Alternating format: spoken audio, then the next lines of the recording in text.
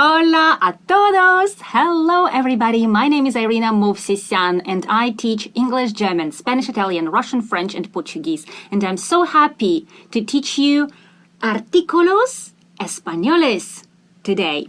Artículos, artículos, articles. Artículos españoles, Spanish articles.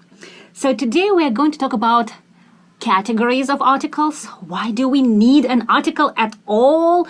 Do articles have genders? So we are going to talk everything about articles. So get ready, take your pen, take your paper, and let's get started. What is an article? In the English language, we have such words like a, the, an, a mother, an elephant, the giraffe, for example. Those are articles. In the Spanish language, we also have articles. Look at them. Un, una, el, la. So we're going to talk about these four right now. In the English language, we have two categories of articles. Indefinite, en, and definite, the. Here we also have two categories. Indeterminados, indefinite. Indeterminados. I know, it's a very long word. Indeterminados. So we have two types. Un, una. This is a masculine article. This is a feminine article. So we also talk about genders. These subjects will be only feminine or masculine in the Spanish language. No neutral.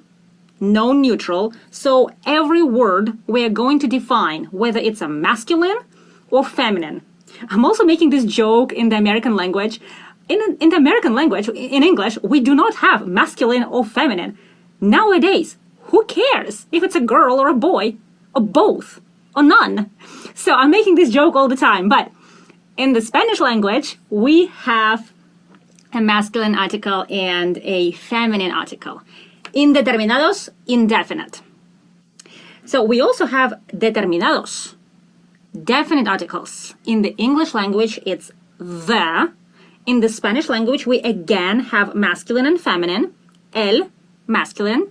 La, feminine. Also, I want you to see that articles have in the end, and they scream they're female.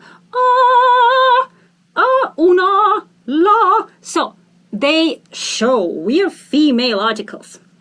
And here we have nothing. So those are masculine articles.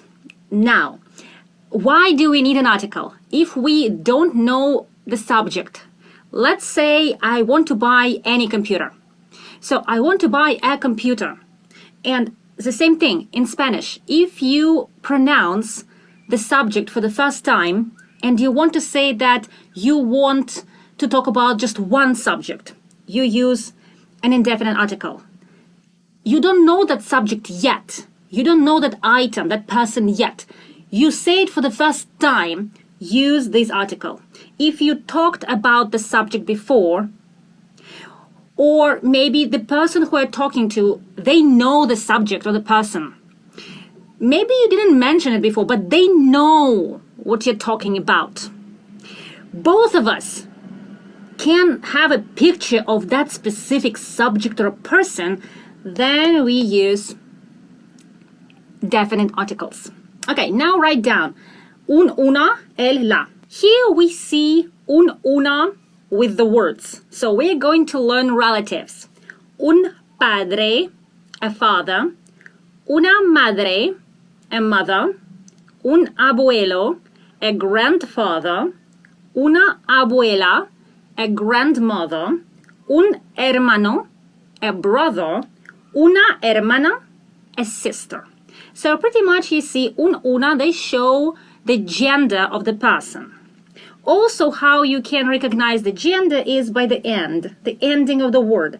If you see or, most of the time it's a masculine subject or a person.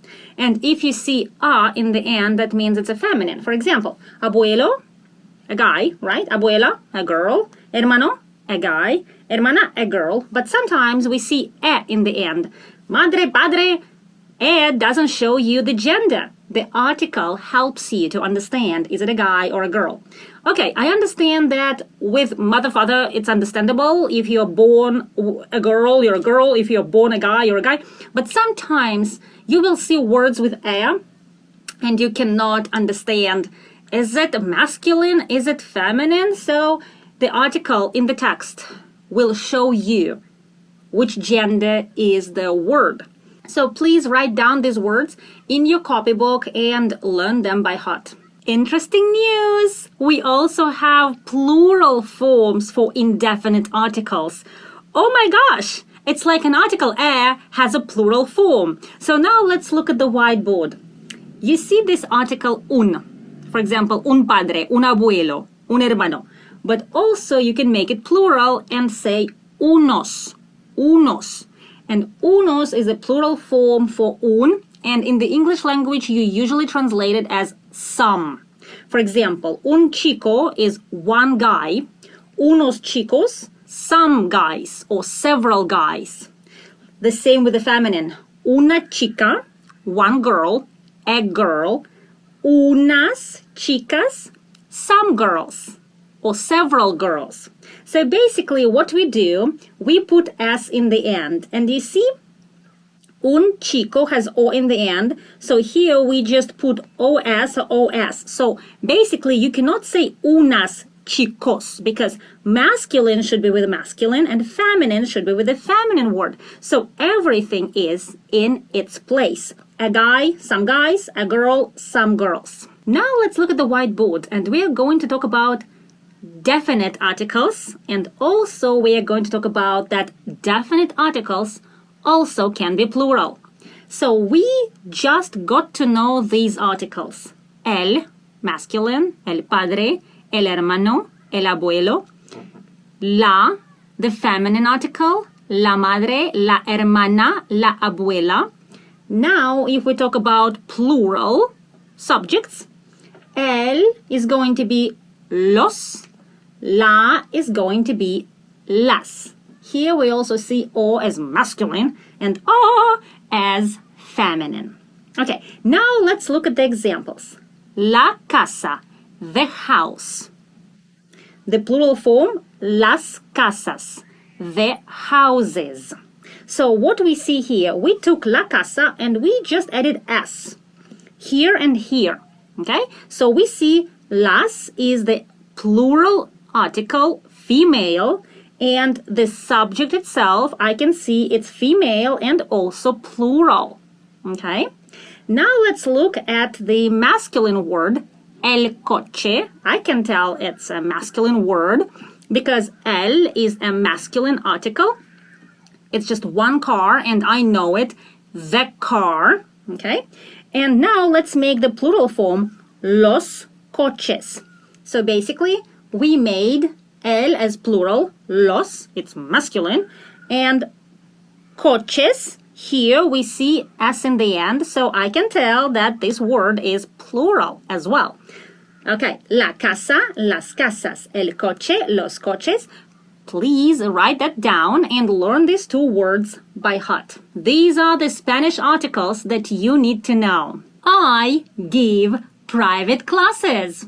So you can text me at this number +1 323 910 7690 and you can ask for private classes for English, German, Spanish, Italian, Russian, French, and Portuguese. You can also send me an email, study@instalanguage.online. That's also my website, instalanguage.online, where you can find classes, flashcards, copybooks, books. I am building a language empire. I am inspiring every student that you can learn a new language fast. You can own the language. You can speak the language. You can enjoy the language. My name is Irina Movsisyan. Welcome to my classes. I will make you speak the language, whether you want it or not. Bye!